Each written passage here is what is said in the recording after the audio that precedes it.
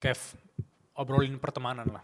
Ini yang paling sering ditanyain sama teman-teman 20-an di suara berkelas. Gimana fase pertemanan lo? Mungkin ada sisi konfliknya, ada sisi kayak ups and down-nya. Oke. Dan gimana lo bisa keep circle yang positif? Iya.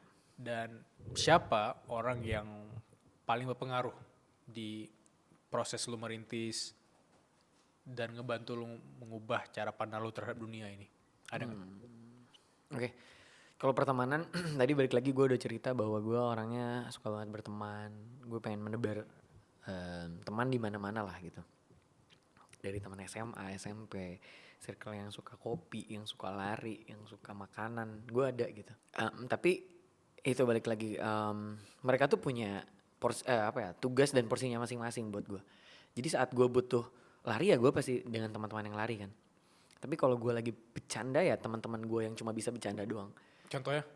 Emang ada temen yang bercanda gitu? Ada teman-teman SMP gue itu orang-orang yang sampai hari ini gue keep kalau gue lagi capek abis kerja Oke. ke rumah dong 3-4 orang. Dan itu salah satu band gue, itu salah satu orang terbaik lah di hidup gue karena mereka datang gak akan pernah serius.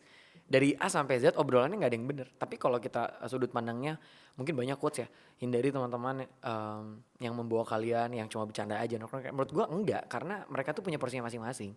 Saat lu bijak, lu bisa memilih itu dan mereka akan membawa hal-hal yang positif yang lu butuhkan aja gitu. Saat gue lagi capek, gue telepon mereka yang cuma bisa bercanda doang. Menurut gue kayak ya ini gitu. Tapi kalau gue lagi mau kerja, gue cari teman-teman gue yang punya mindset sama sama gue gitu. Dan gue kalau mau lagi bener-bener ambis mau lari, gue cari teman-teman atlet doang gitu. Dan menurut gue kita harus pintar pilih-pilihnya gitu. Nggak harus ninggalin semuanya, nggak. Wah, mindset lu keren banget sih. Masih 24 tahun loh.